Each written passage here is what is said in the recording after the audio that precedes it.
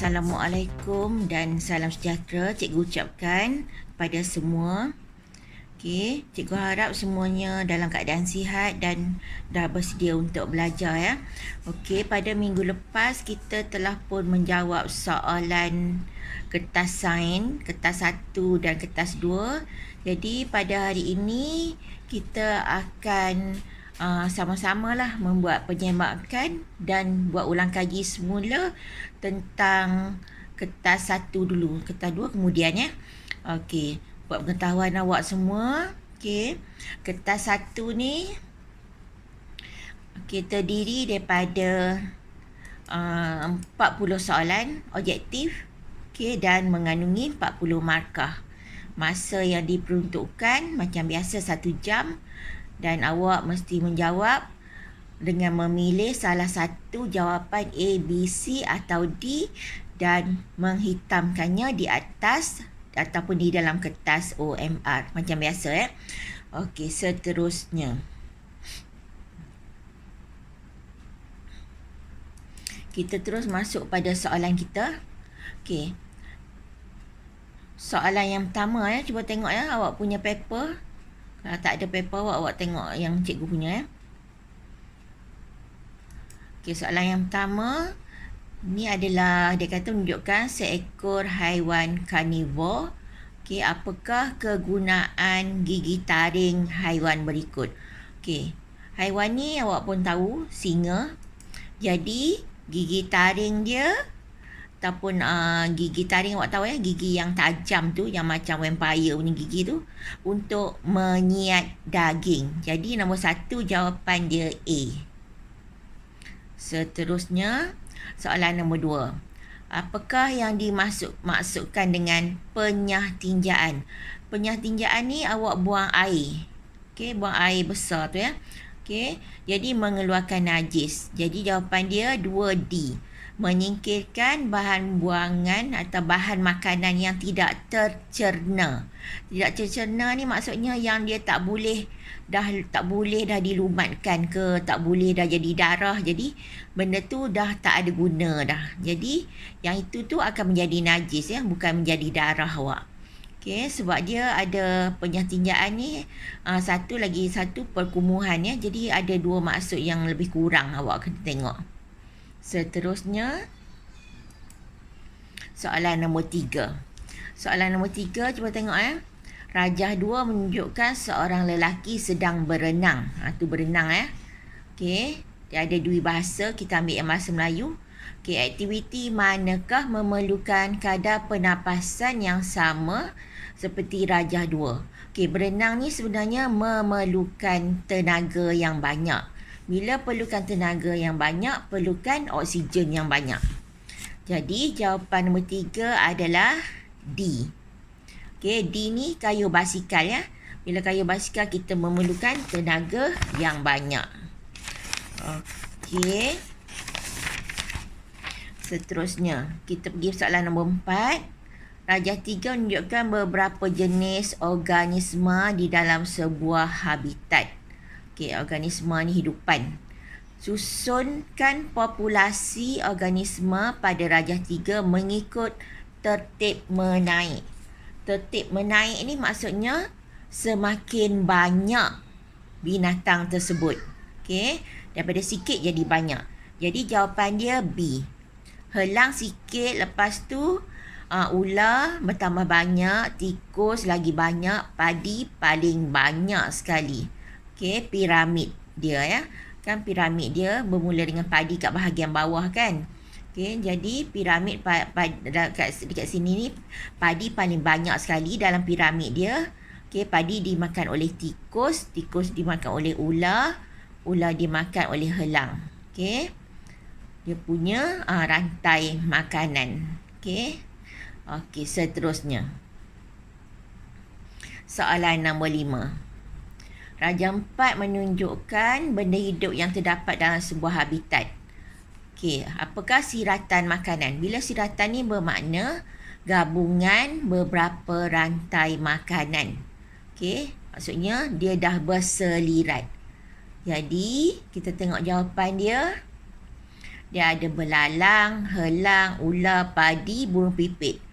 Bila macam ni, kita mulakan dengan tumbuhan. Jadi jawapan dia kat sini, padi dimakan oleh burung pipit ataupun padi dimakan oleh belalang. Okey. Belalang dimakan oleh burung pipit. Lepas tu burung pipit dimakan oleh ular ataupun dimakan oleh helang. Dan akhir sekali, helang yang akan makan ular ataupun burung pipit. Jadi jawapan nombor 5C. Soalan nombor 6. Safwan mendapati banyak buah sawit di ladangnya dimakan oleh tikus. Okey, tikus kan makan buah kelapa sawit. Okey, dan tikus juga makan semua benda. Jadi tikus adalah omnivore ya, makan semua benda. Haiwan manakah yang dapat membantu Safwan menyelesaikan masalahnya? Jawapannya burung hantu. Ini ni kita buat kawalan secara biologi. Okey.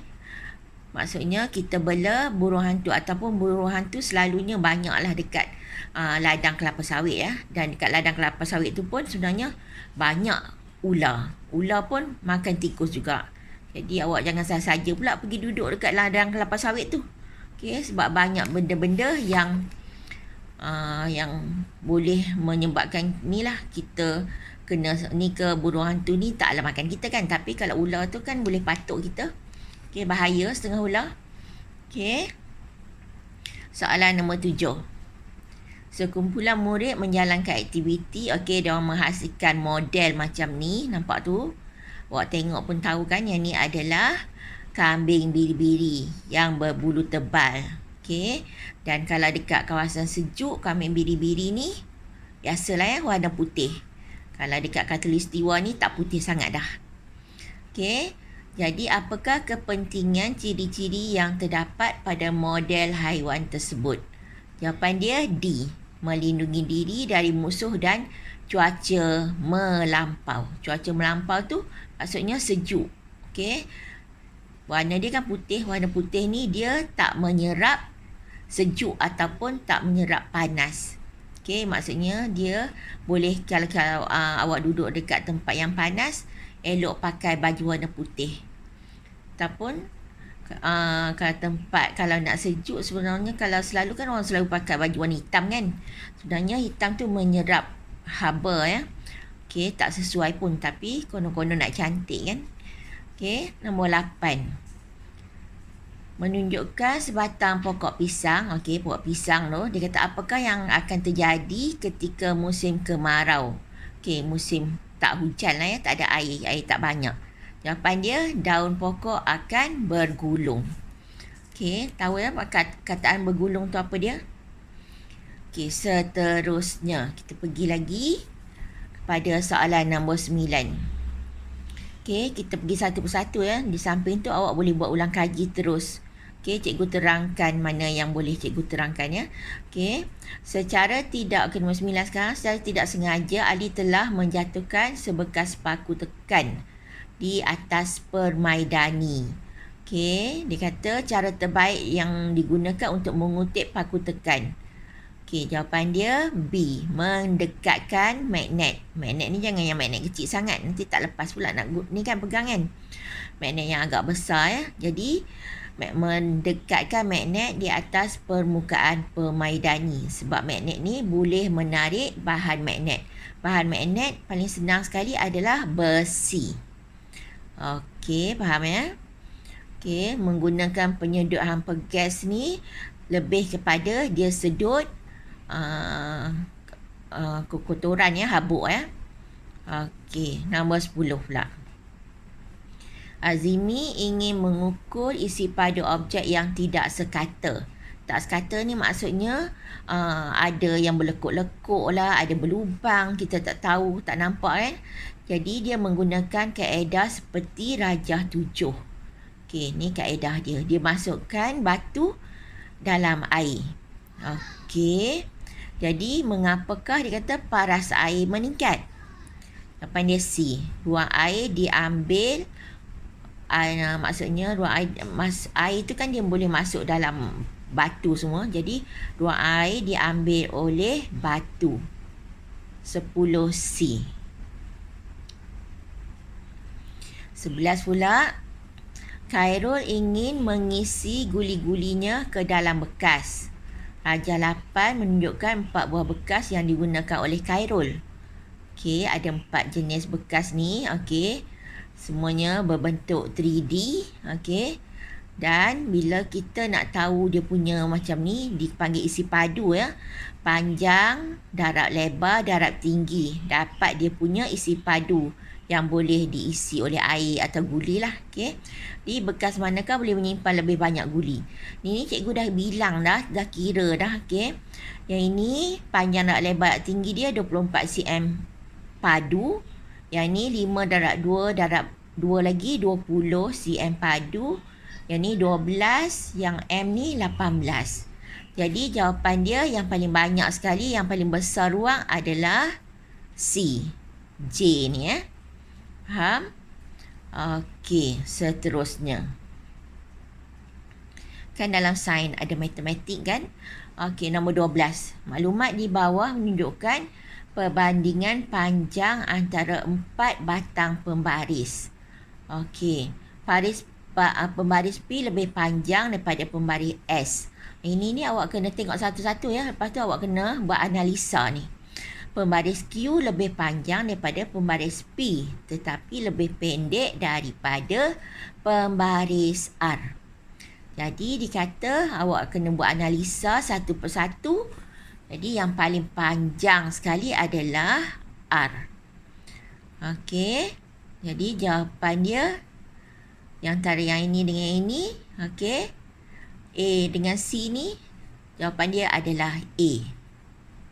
Okey, awak kena tengok ni betul-betul. Pembaris P lebih panjang daripada S. P lebih panjang daripada S. Tengok ni ya. Ini pun sama juga kan. Lepas tu lagi Q lebih panjang daripada P. Q lebih panjang daripada P. Ni Q panjang daripada P. Yang ni dah salah. Okey. Jadi jawapan dia nombor 12A. Nombor 13. Tunjukkan satu jenis litar elektrik. Okey. Yang ini ni dia kata manakah mewakili jenis litar elektrik yang inilah gambar ni ya. Okey. Yang kat sini ni, cuba awak tengok ni. Ada dia punya wayar ni macam ni. Okey.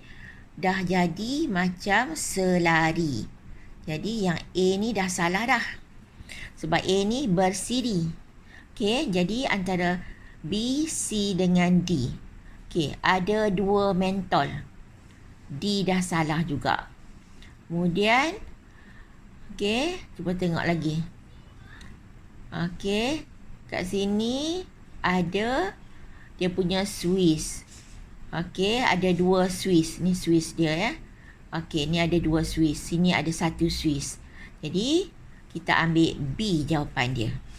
Okey, awak kena tengok gambar rajah dengan dia punya gambar rajah yang ini, yang bawah ni ya. Dia punya simbol ni. Nombor 14. Amin sering mengalami kecurian barang di kedainya kerana sukar untuk mengawasi sudut-sudut tersembunyi di dalam kedai. Tunjukkan plan kedai Amin. Okey, cuba tengok tu. Dia masuk daripada sini, kaunter kat sini. Okey. Lepas tu alat yang boleh dipasang oleh Amin untuk mengawasi sudut J, ni J dengan sudut K. Maksudnya kat belakang sana tu. Okey, jawapan dia menggunakan cermin cembung. Cermin cembung ni awak boleh tengok kadang-kadang tu ada dekat corner jalan ya. Jalan yang selikoh dia tajam tu, ataupun nak keluar kalau dekat Sungai Buloh, kalau awak biasa masuk dekat kawasan supermarket tu kan, nak keluar jalan tu awak akan nampak satu cermin yang besar tu. Okey, awak akan nampak kereta awak lalu dekat depan kan. Jadi nama dia cermin cembung. Okey, dia besar sangat. Nampak kereta kita dalam tu. Okey. Soalan nombor 15. Aryan menjalankan penyiasatan mengukur suhu air dengan menggunakan termometer. Tengok ni termometer ya. bukannya benda lain lah maksudnya. Termometer ni nak sukat suhu. Okey. Jadi dia bagi PQRS. Ini ni sama susunan lah ni. Susunan dalam uji kaji kita buat. Yang pertama kita buat apa. Kedua masukkan dalam beaker. Pastikan ya termometer tu tak sentuh dasar beaker. Sebab bila sentuh dasar tu dah nanti kalau ada api kat bawah dikira menghangatkan termometer tu lebih, bukannya menghangatkan air ya. Jadi R ni langkah selepas Q. Okay, R adalah dia kata sebelum baca suhu ya, laraskan kedudukan mata pada aras meniskus.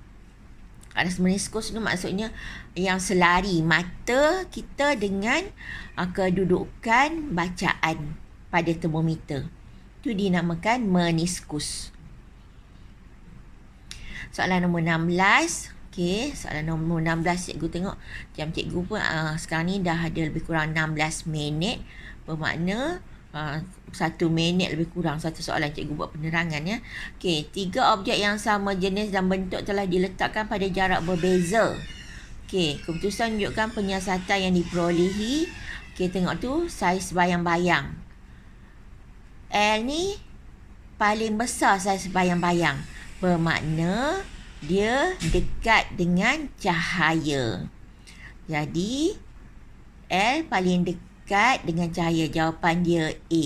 Jadi nombor 16 A. Okey, seterusnya nombor 17. Anwar ini ni yang cikgu tudah ni ya. Cikgu dah cari jawapan tu sebab ada cikgu tulis-tulis ni. Okey, Anwar telah mengukur suhu air yang telah mencapai takat didih. Takat didih 100 ya, 100 darjah Celsius. Takat beku 0 darjah Celsius.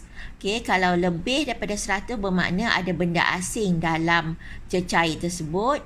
Okey, dan kalau 80 ni maksudnya suhu telah pun menurun, dah sejuk sikit. Okey, lepas tu dia kata beberapa ketul ais dimasukkan. Bila ketul ais masuk bermakna air bertambah jadi semakin sejuk. Jadi 17 di daun. Suhu air menurun ya. 18. Menunjukkan situasi seekor anjing yang melihat bayang-bayang. Okey, kan ni cerita anjing dengan bayang-bayang dia kan. Nampak bayang-bayang dalam tu. Lepas tu dia buang dia punya tulang sebab nak ambil tulang yang daripada kat dalam kan. Nak ambil tulang orang punya kan. Jadi ini sifat dia cahaya dipantulkan. Macam awak tengok cermin muka awak ya. Awak nampak muka awak dekat cermin. Okey. Kalau ni pula cahaya bergerak lurus ni, kejadian gerhana menggunakan sifat cahaya bergerak lurus.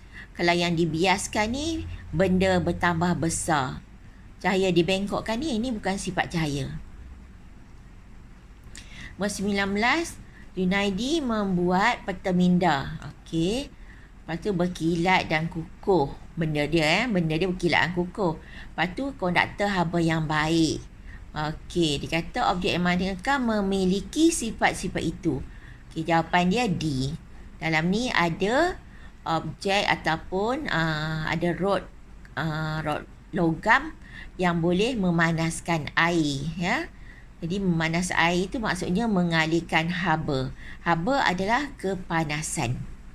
20. Menunjukkan 3 situasi baju yang disidai di ampaian.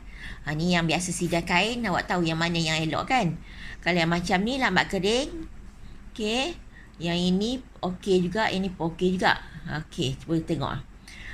Manakah urutan yang betul menunjukkan baju yang paling cepat kering pada paling lambat kering? Okey. Cuba tengok ni. Yang ini ni.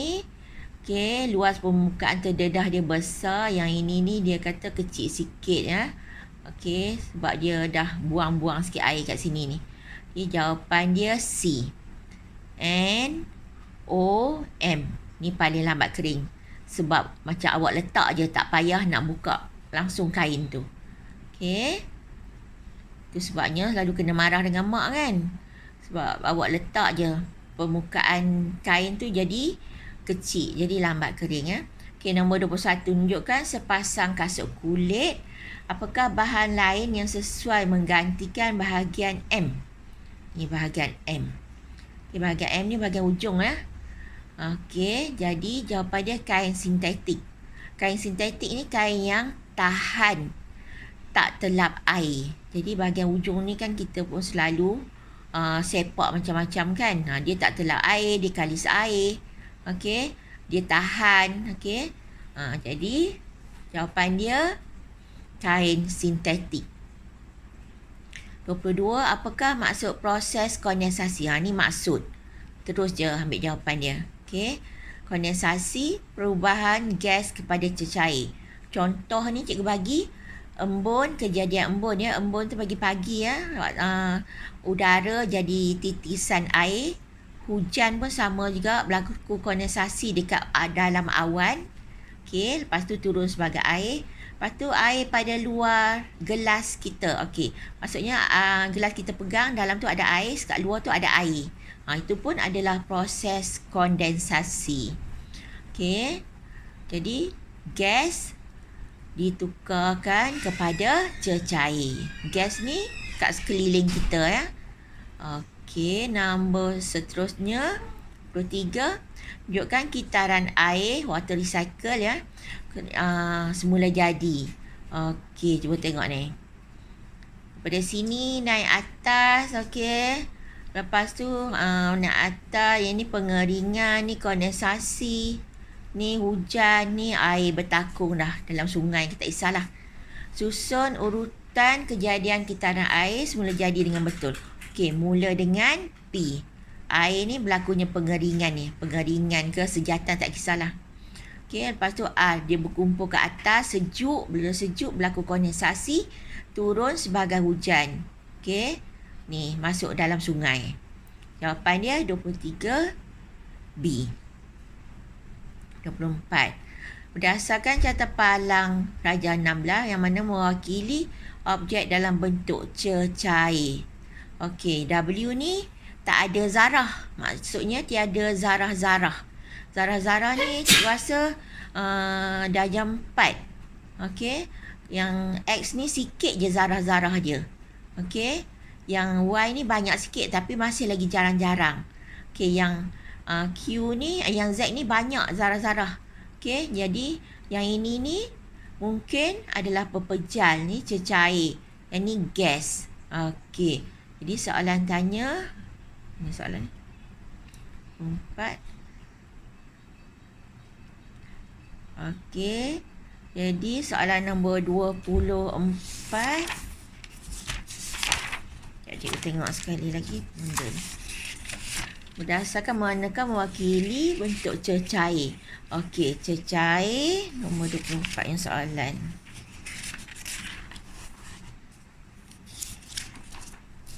Oh, cikgu terhilang bawah dia. Okey, jadi yang bentuk cecair adalah Y. Okey, Y ni jawapan dia C. Okey, A, B, C, D. Y ni adalah cecair. Ini sikit sangat ni adalah gas. Ini tak ada apa. Okey, nombor 25. Paku dalam tabung uji Z mengambil masa yang lebih lama untuk berkarat berbanding dalam X. Paku dalam Y tidak berkarat. Okey. Urutan rajah manakah bersesuaian dengan di atas? Okey. Tengok ni ya. X ni ada air. Yang ini ni ada kalsium klorida kontang. Kalsium klorida kontang ni menyerap kelembapan. Bukan menyerap air, menyerap kelembapan. Okey, yang ini ni ni terdedah je lah. Okey, paku dalam tabung uji Y tidak berkarat. Sebabnya ada kalsium klorida kontang ni menyerap kelembapan. Jadi jawapan dia B. Yang ni Z ni masih lagi berkarat tapi ambil masa. Nombor 26. Zam membuka pembalur aiskrim yang dibelinya. Aiskrim terjatuh. Perubahan keadaan jirim selepas 1 jam. Okey, aiskrim pepejal. Dia cair. Lepas tu meresap ataupun bila cair tu dia tumpah tadi tu lama-lama kering tu jadi gas. Dia meresap ya. Jadi 26C. 27 pula menunjukkan jarak di antara bumi dan matahari. Ramalkan apa yang akan terjadi jika jarak bumi dan matahari semakin dekat. Kalau bumi dekat dengan matahari, panasi. Suhu di bumi bertambah. Okey, 28. Menunjukkan sebuah planet. Okey, tengok ni. Planet ni ada gelang. Okey, Zuhal. Okey, planet yang bergelang Zuhal. Mustari adalah planet yang paling besar. Bumi, planet yang ada hidupan. Zuhrah, planet paling panas. Walaupun Zuhrah tu adalah planet yang kedua, ya. Okey, itu untuk awak, pengetahuan awak. Okey, seterusnya jadual 1 menunjukkan saiz relatif antara bumi. Ini nisbah lah ni, ya. Antara bumi, bulan dan matahari. Okey, cuba tengok ni. Okey. Matahari 1600. Bulan 1, bumi 4. Apa benda tu? Okey. Carta palang manakah mewakili saiz relatif antara bulan, bumi dan matahari? Okey. Yang paling sesuai sekali, yang ini saja gambar rajah dia. Paling kecil, besar sikit atau banyak sikit, yang ni paling besar. Jadi, nombor 29B. Nombor 30.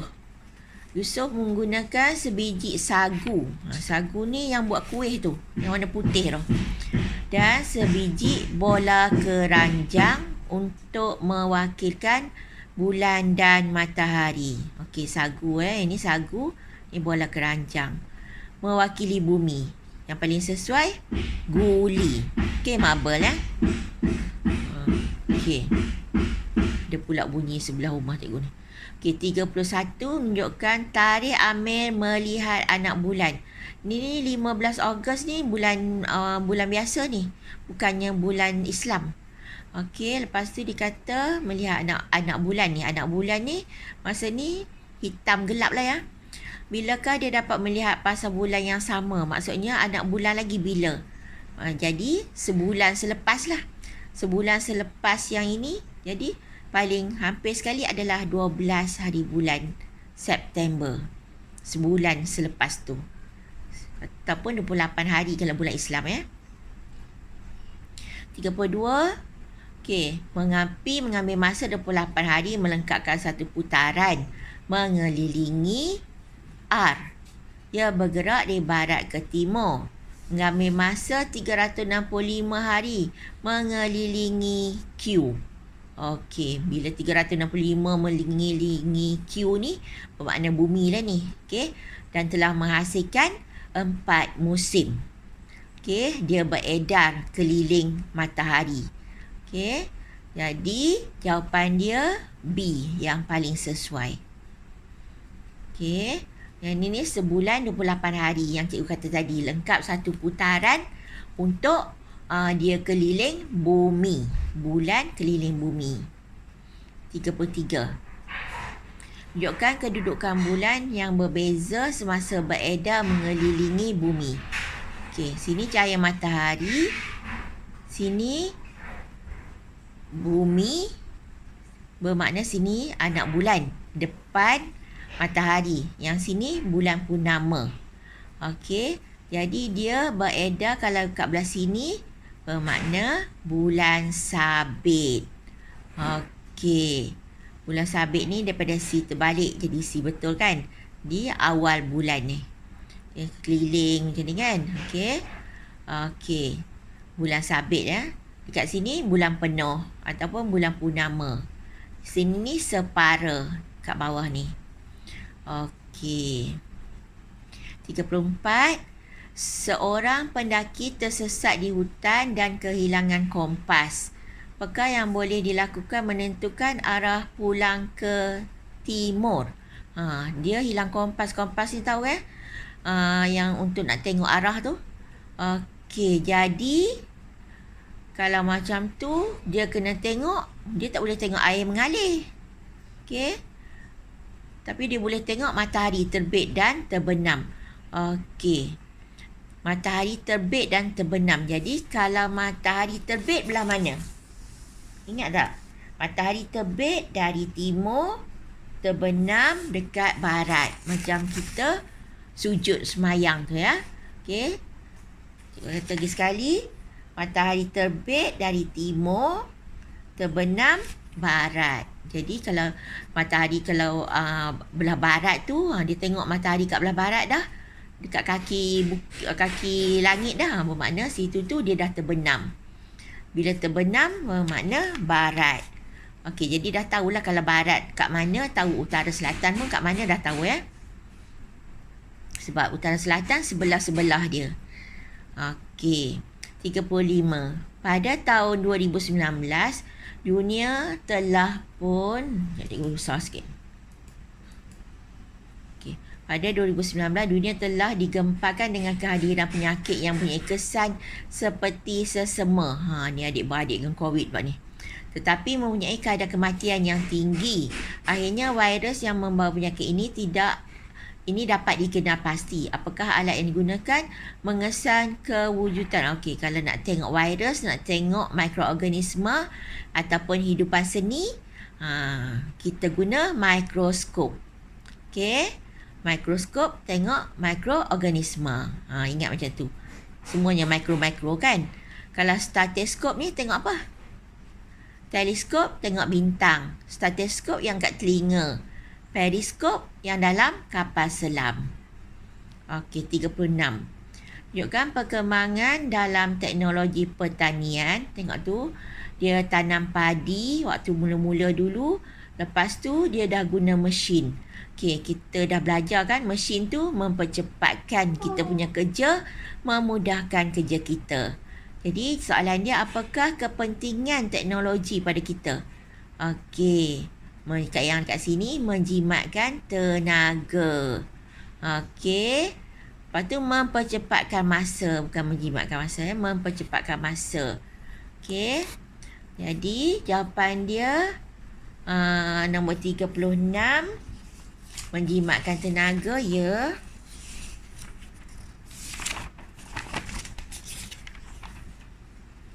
Lepas tu, menjimatkan masa pun ya juga. Jadi, PQR. PQR jadi jawapan dia A. Okey. Menambah kerja salah.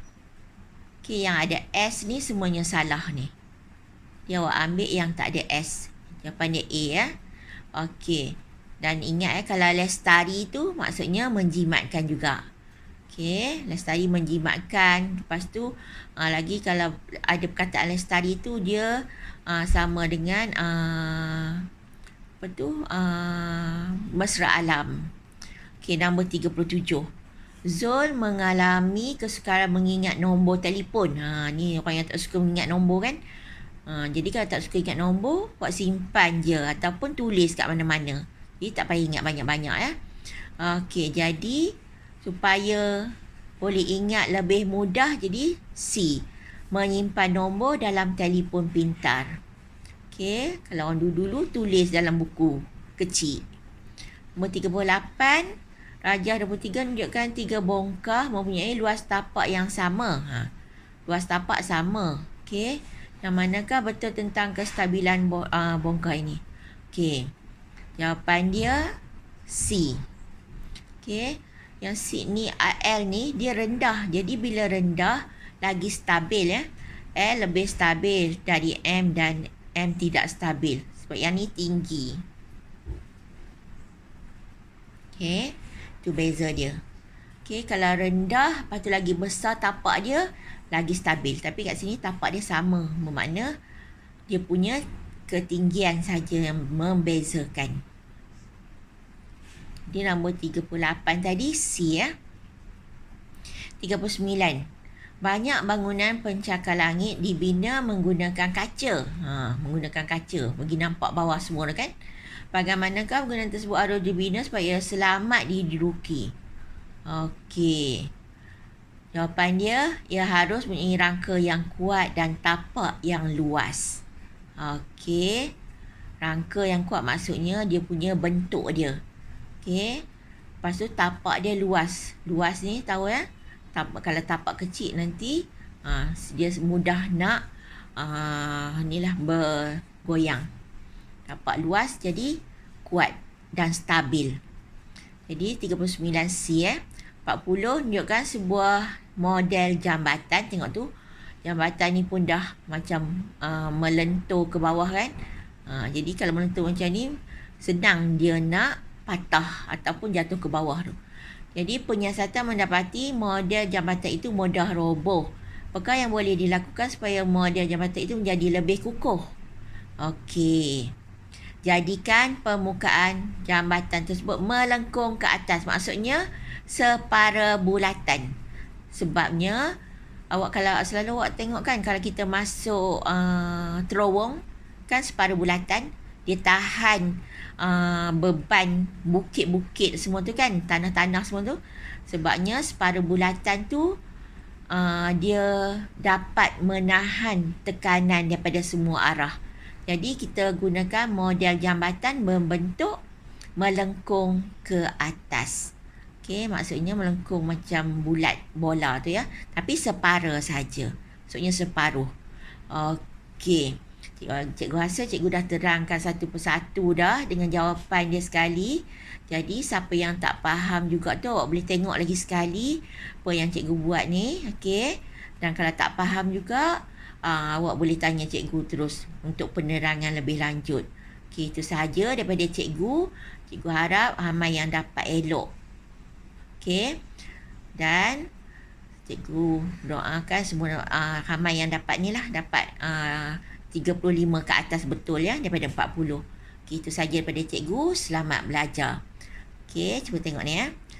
Berangan, berusaha, berjaya. Berangan mesti ada usaha. Kalau berangan saja, tak ada usaha, tak berjaya. Okey, itu sahaja daripada cikgu. Jumpa lagi. Assalamualaikum dan salam sejahtera. Okey, bye.